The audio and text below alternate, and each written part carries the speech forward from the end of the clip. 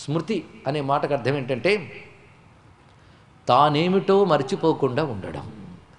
ఈ దేహంతో ఉన్న ప్రపంచంతో వ్యవహరిస్తున్న తన సచ్చిద్రూపమైన పరమాత్మ నేననేటువంటి స్థిరమైనటువంటి ఏ జ్ఞప్తి ఉన్నదో అది స్మృతి. ఇది తెలుసుకోవాల్సింది. వీటన్నిటికీ అసలైన శాస్త్రీయమైన అర్థములు ఇవి. అది స్మృతి. స్వాతంత్ర్యం, పరాధీనము కాకుండా ఉండగలగడం, తన స్వాధీనంలో తాను ఉండడం.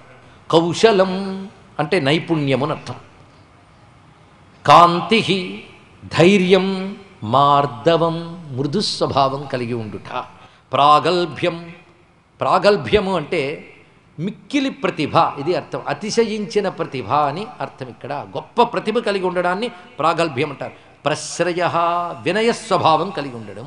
శీలం, శీలం అనే మాటకి సచ్చరిత్ర, సాధుస్వభావం అని అర్థం. సహహ, సహనం, ఇది చాలా గొప్ప ముఖ్యమైన అంశం.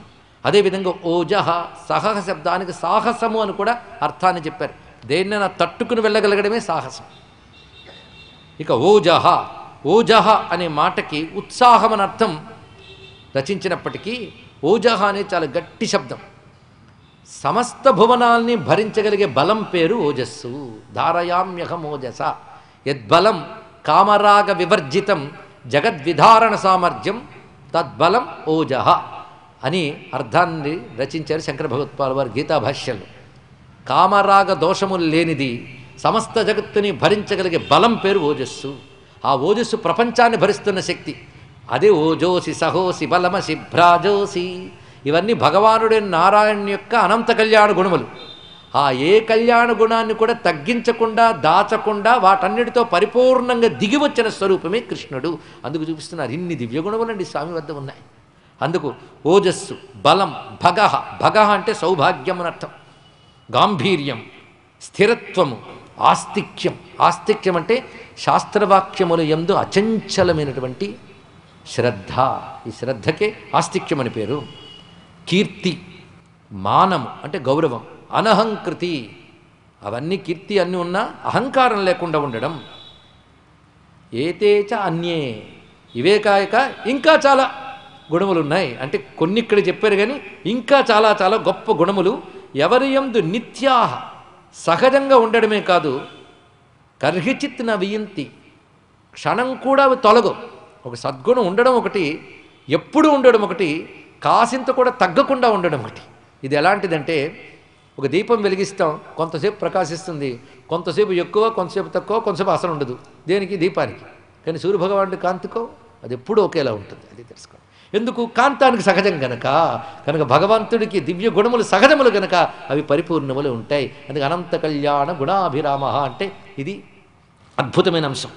అటువంటి పరమాత్మ అనుగ్రహించి ఈ లోకాన్ని ధర్మ మార్గంలో పెట్టి తాను ఈ విధంగా పరంధామానికి చేరుకున్నాడే, ఆయన తలంచుకుంటూ దుఃఖిస్తున్నాను. పైగా పాదములు ఎంత చక్కని పాదములు, ఇవి నాపై తిరిగేవి.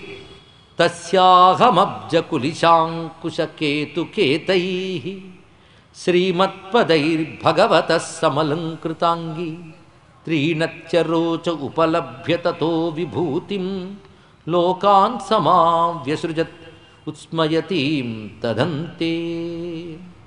ఆ పరమాత్మ యొక్క పాదముల అరిపాదాల్లో పద్మము, వజ్రము, అంకుశము, ధ్వజము మొదలైన ముద్రలు ఉంటాయి. ఆ ముద్రలు నా మీద ఉండేవి. అవన్నీ అలంకారాలు కనుక భాషించేవి. ఎన్ని బంగారు నగలు పెట్టుకుంటే అంత శోభ వస్తుంది.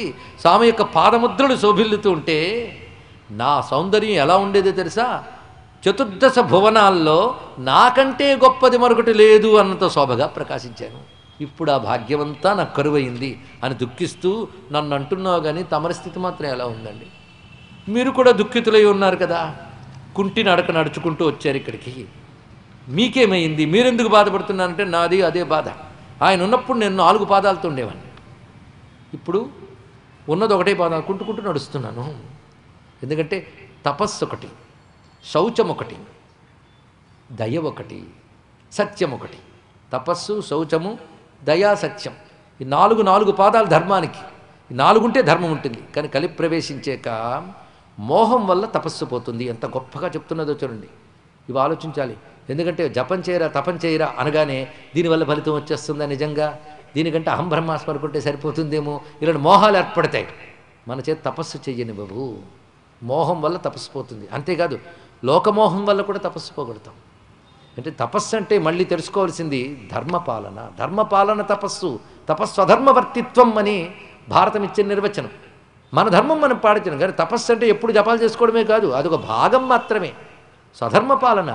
ఈ స్వధర్మపాలన చేయాలనిపించదు, ఎందుకంటే మోహం కారణంగా. ఎందుకంటే ధర్మం పాటిస్తే ఏమొస్తుంది? ఉత్తమ గతులు వస్తాయి. ఎవడు నమ్మొచ్చాడు అనే ప్రశ్న వస్తుంది. అది మోహం వల్ల తపస్సు పోతుంది. దుష్ట సాంగత్యం వల్ల శౌచం పోతుంది అన్నాడు ఇక్కడ. మనం సదాచారం పాటిస్తూ ఉంటాం, దుష్టులు ఇది పాటించరు. వాళ్ళు ఏమనుకుంటారో అని మన ఆచారం వదిలేస్తుంటాం. కానీ దుష్ట సాంగత్యం పెరుగుతున్న కొద్దీ ఆచారం వదలడం జరుగుతుంది. ఎందుకంటే మా పక్క వాళ్ళు ఇవేవీ చేయకపోయినా బాగున్నారే, మేమెందుకు చేయాలో బుద్ధి పుడుతుంది. దుష్ట సాంగత్య ప్రభావం వల్ల శౌచం పోతుంది అన్నాడు. ఇంకొక మాట చెప్తున్నాడు, గర్వం వల్ల దయపోతుంది అన్నాడు ఇక్కడ. ఇప్పుడు ఒక్కటే మిగిలింది నాకు, సత్యం. అది కూడా 3 బలం లేకపోవడం వల్ల కుంటుతోంది. అది వచ్చింది, బలహీనంగా ఉంది ప్రస్తుతం. అలా మాట్లాడుకుంటూ ఉంటే ఒక పాపాత్ముడు